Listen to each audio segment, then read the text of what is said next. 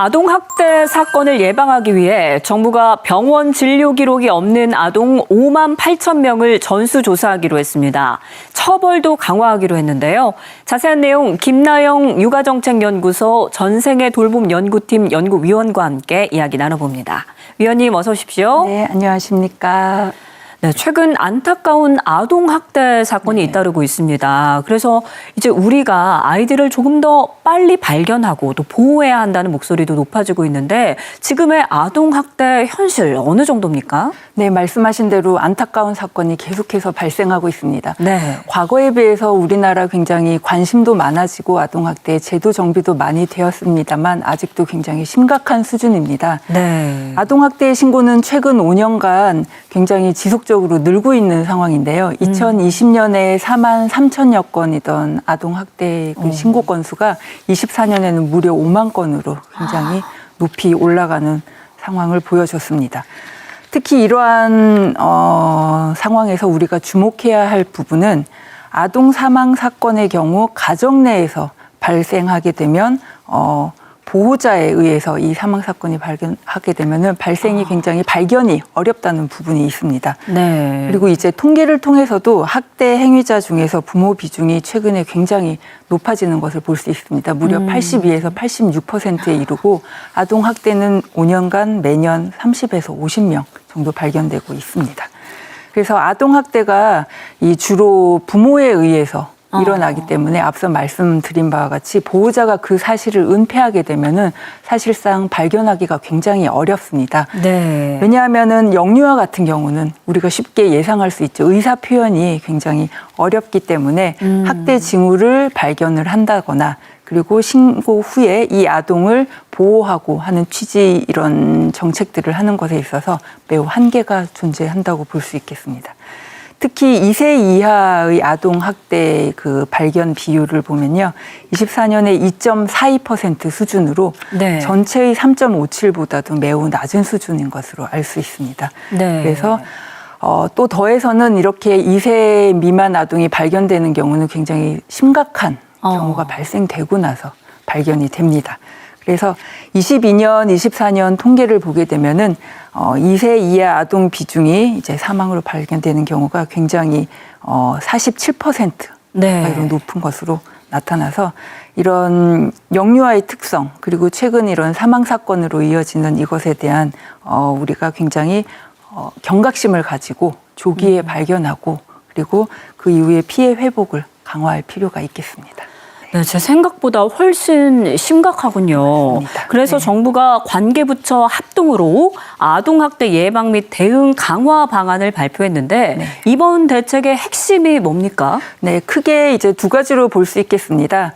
직접적으로 아까 말씀드린 대로 직접적으로 의사 표현이 어려운 영유아 그리고 네. 장애 아동까지 포함해서 이들의 학대를 예방하고 또 피해 아동을 보호하는 것을 강화하자는데 초점을 맞췄습니다. 그래서 현장 종사자나 공무원들의 이러한 것들이 집중적으로 필요하다는 의견을 반영을 해서 이번 대책을 수립하게 됐고 이 대책의 주요 방향은 우선 학대 징후를 발견하기 힘든 영유아의 조기 발견을 위해서 체계를 수립하는 것, 체계를 강화하는 것. 이 부분이 있겠고 네. 영유아 학대에 대한 처벌 수준을 강화하고 이 부분은 상당히 지속적으로 계속해서 제기가 된 문제입니다. 그리고 피해 아동 보호를 강화하는 데 초점을 맞췄습니다.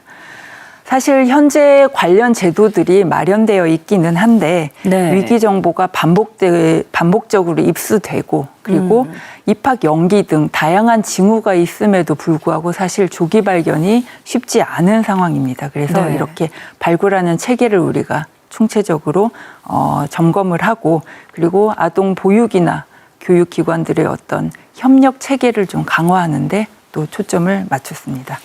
그래서 이러한 아동학대 예방 그리고 위기 징후 이 조기 발견을 위해서 좀 전방위적인 체계 구축이 필요하다고 볼 수 있겠습니다. 예를 들면 아까도 언급했지만 가정 내 사망의 경우에는 또 형제가 있을 경우 우리가 네. 또 특별한 관리가 필요하고 또 자녀를 살해하거나 또 자살 미수 이럴 때 생존 아동이 있습니다. 네. 이 아동에 관해서도 특별한 조치가 필요하죠. 이런 것들이 사실상 제기는 되어 왔지만 우리가 정책적으로 크게 관심을 받지 못했던 부분이기 때문에 이런 부분들 관심과 지원이 이루어져야 하고 그렇기 때문에 이러한 부분들까지 제도적으로 보완을 하기 위해서 보건복지부와 관계부처가 영유아 학대 위기 조기 발견 네. 그리고 영유아나 장애 아동의 보호 지원을 위해서 다양한 특화 서비스를 제공을 하는 것을 강화하고자 하였습니다.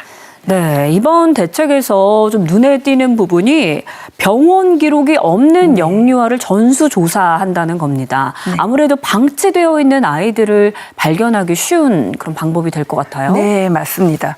영유아 의료 기록의 공백을 활용하겠다는 건데요. 네. 이것을 위기 신호로 보고 반드시 확인을 해야겠다 하는 취지로 6세 이하 의료 미이용 아동 전수조사 기획안을 발표를 했습니다. 네. 즉 의료 미이용, 다시 말해서 영유아 건강검진을 미검진한다든가 그리고 의료기관 진료 기록이 없다든가 네. 그리고 장기 예방 접종을 미접종한다든가 이런 경우의 아동을 전수조사를 해서 위기 아동의 소재를 파악하고 안전을 확보하고자 하였습니다. 구체적으로는 정부에서 하고 있는 이 아동 행복 지원 사업이라는 게 있습니다. 네. 이 사업으로 발굴된 아동을 전수조사하겠다는 건데요. 대상을 보면 위기 가능성이 높은 아동, 이 아동들을 순차적으로 조사를 진행을 하겠다는 건데 1차 조사에서는 0에서 6세 아동의 그 의료기관 미진료 그리고 0에서 3세 영유아 건강검진 미검진 그리고 정기예방접종 미접종 아동들을 발굴해서 내겠다는 거고 2차 조사에서는 4에서 6세 아동에 대해서 건강검진 미검진 마찬가지로 정기예방접종 미접종 그리고 1차에서 이제 조사 이후에 의료 미용 정보가 새롭게 입수된 아동들까지 조사를 하게 되겠습니다. 그래서 그 규모가 약 5만 8천 명으로 상당할 것으로 예상이 됩니다. 네, 아무래도 내 아이가 아프면 바로 병원부터 달려가기 마련인데 그렇죠. 네. 이런 공백이 있다면 학대 받을 그런 위기 징후가 포착될 수 있다 이런 취지인 것 같고요. 맞습니다. 또 위기 아동을 빨리 찾기 위해서는 평소에 또 이런 작은 신호들을 놓치지 않는 것이 중요할 것 같습니다. 앞으로 위기 아동 발굴 체계는 어떻게 달라집니까? 네. 말씀드린 대로 체계적인 사후 대응뿐만 아니라 우리가 한 발 앞선 신속한 대응이 무엇보다도 중요한 시점입니다. 그래서 예. 위기아동 발굴 체계가 더 촘촘해져야 되겠고 이를 위해서 정부는 아까 말씀드린 것처럼 우선 영유아 집중 점검에 나섭니다. 그래서 의료 정보를 이용해서 발굴된 6세 이하 아동을 집중적으로 점검하겠다는 건데요. 이 의료 미용 6세 이하 아동 전수조사 추진을 해서 방문 일자를 지정을 하고 또 2회 재방문을 하고 근데도 방문을 또 거부한다 이러면 경찰 협력까지 얻어서 수사 의뢰를 할 수 있을 정도로 좀 진일보하고 강력하게 대처를 하고자 하는 대책을 발표를 하였습니다. 네. 말씀하신 것처럼 서류상 확인만으로는 진짜 안전한지 살피기 어려운 경우가 많습니다. 그래서 가정 방문을 하는 확인 절차를 강화하기로 한 거죠? 네, 맞습니다. 영유아는 특성상 현장을 확인해야지만 그 네. 안전을 가장 확실하게 확인을 할 수가 있습니다. 그래서 2세 이하 아동, 특히 학대 이력이 있는 아동 같은 경우 가정 점검 시에 아동보호 전문기관 종사자가 반드시 동행하도록 해서 그 전문성을 더 높이고자 하였습니다. 그리고 이 전문가가 결과 보고를 할 경우에 반드시 증빙 서류를 꼼꼼하게 첨부하도록 해서 이 대면 점검 의무화를 보다 더 명확하게 하고자 했습니다. 그리고 또 필요한 게 지자체 내 사례 관리나 아동 보호를 담당하는 부서들이 있습니다. 이 부서 간에 공동 사례 관리를 함으로써 위기 가군의 취약 아동을 발견하고 관리를 더 강화할 수 있도록 체계를 마련하고자 하였고요. 이를 통해서 보이지 않는 위험 그리고 위험 신호를 감지하기 어려운 경우까지 살피기 위해서 현장 점검을 대폭 확대해야 했다고 보시면 되겠습니다. 네. 또 아무래도 아이들의 위험 신호는 병원이라든지 아니면 아이들이 일상적으로 머무는 공간인 어린이집이라든지 또 교육기관인 유치원에서 발견이 되는 경우도 많습니다. 이 기관들의 역할도 중요한 것 같아요. 그렇죠. 그러니까 우리가 아동들의 일상을 들여다볼 필요가 있습니다. 네. 말씀하신 것처럼 의료나 보육, 교육 현장 등을 다양한 아동의 그 일상생활 그 공간을 연결을 해서 안전망을 구축하는 거죠.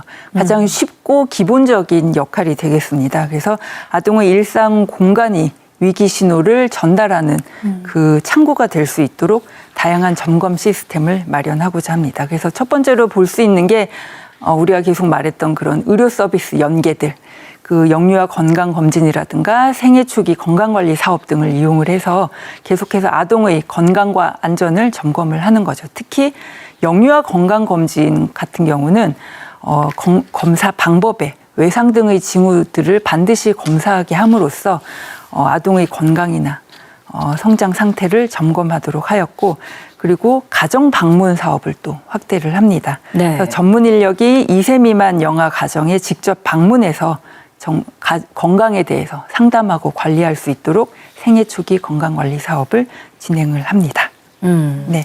그런데 위기 아동을 또 찾아내는 것만큼 중요한 게 위기 아동을 찾아내서 또 안전하게 보호하는 일 아니겠습니까? 네.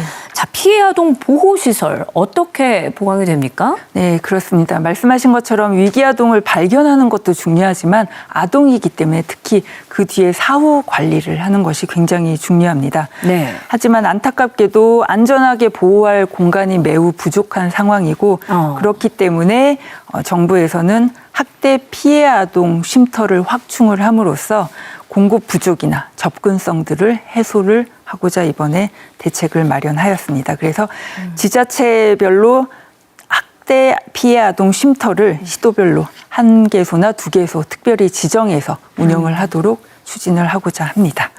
그리고 또 중요한 것이 일시 보호 조치겠죠. 네. 아동학대 신고가 반복되는 가정, 그리고 재학대가 발생한 경우, 그리고 생존 아동, 이런 아동들을 임시적으로 상황에서 분리시킬 필요가 있기 때문에 이러한 일시 보호 조치를 개선하는 방안도 이번에 담겼습니다. 네. 또 무엇보다 이 아동학대 사건은 현장에서 면밀히 조사를 하고 이게 학대인지 아닌지 판단하는 아동학대 전담 공무원, 이 분들에 대한 지원도 중요한 것 같습니다. 인원도 좀 보강이 돼야 될 거고 지원도 강화돼야 할 것 같은데 어떤 대책이 준비되어 있습니까? 네, 맞습니다. 아동학대 사건은 다른 어떤 사건보다도 그 현장 조사와 신속한 판단이 매우 중요합니다. 그래서 네.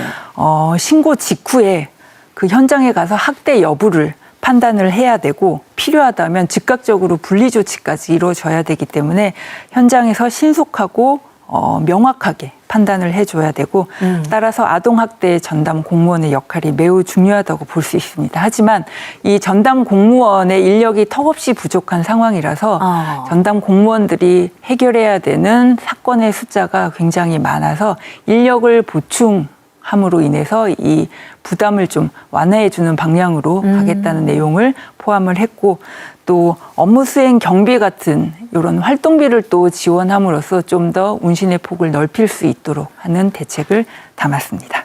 네.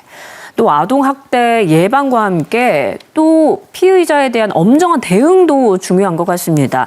처벌 강화 그리고 제도 개선은 어떤 방향으로 추진이 되나요? 네, 맞습니다. 우리나라가 계속해서 이런 처벌 강화에 대한 문제가 제기는 됐지만 발빠르게 이루어지지 않은 부분이 있습니다. 네. 그래서 우선 법령 개정을 통해서 아동학대 사례는 사형 무기 또는 7년 이상의 징역형을 으로 강화하는 것을 담았고, 아동학대 치사 같은 경우는 무기 또는 5년 이상의 징역으로 법정형을 강화하는 내용을 담았습니다. 또 기존에 또 우리가 좀 소홀했던 자녀 살해를 아동학대 범죄로 명시하는 방안도 검토하는 내용을 담았습니다. 그래서 또 이런 경우 또 법적으로 강화하는 것도 중요하지만 법적으로 강화하기 위해서는 우리가 계속 분석하는 내용들, 사례들을 분석할 필요가 있기 때문에 네. 이런 체계를 구축해서 관련 법들을 계속해서 마련할 수 있도록 하는 방안까지도 포함을 하였습니다.